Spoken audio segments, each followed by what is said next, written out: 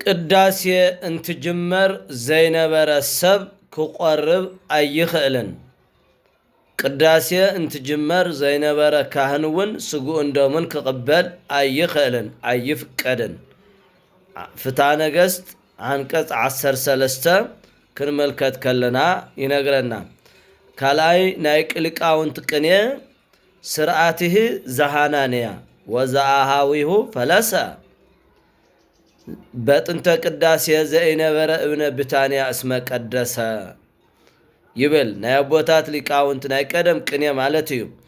ምክንያቱ ስርዓት ፈሪሶሎ ተፈሊሱ ምንታይ በጥንተ ቅዳሴ ትጅመር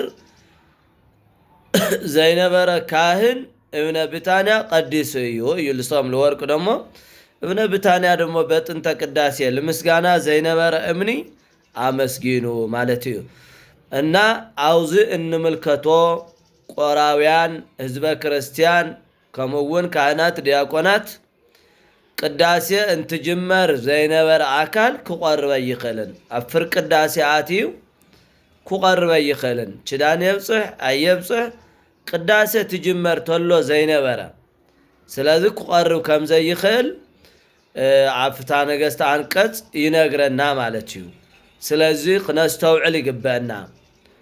ካልአይ ጋኔን ዘውድቆ ሕማም ዘለዎ ሰብ ዘይጸርፍ ድሕር ሙዳቅ እውን ዘይዕፍሮ ተኮይኑ ክቅበል ክእል እዩ።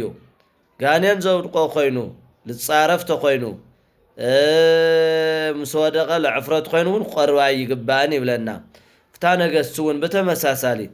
ስለዚህ አውዝን ምልከቶ በተለይ ህፃናትም ዓበይትም አፍር ቅዳሴያትና ክንቅድስ ክንቆርብ አይንኽእልን ክስጎን ዶምን ክንቅበል አይንኽእልን።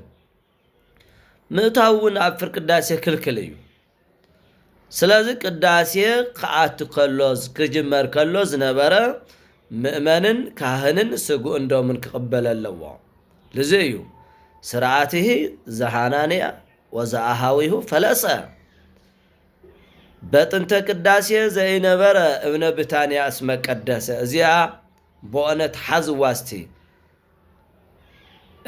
ስርዓትህ ዘሃናንያ ወዘአሃዊሁ ፈለሰ በጥንተ ቅዳሴ ዘይነበረ እብነ ብታንያ እስመ ቀደሰ። ስለዚህ ኩላትና ስግንዶም እንቅበል ቅዳሴ ትጅመር ዝነበርና ሙኻና ክንፈልጥ ይግባእ። እዚ ስርዓተ ቤተ ክርስቲያን እዩ።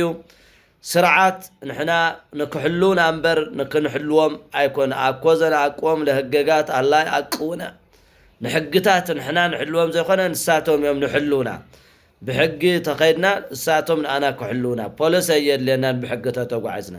ስለዚህ ብሕጊ ተተጓዕዝና እውን ሓላወ የድልየናን ማለት እዩ።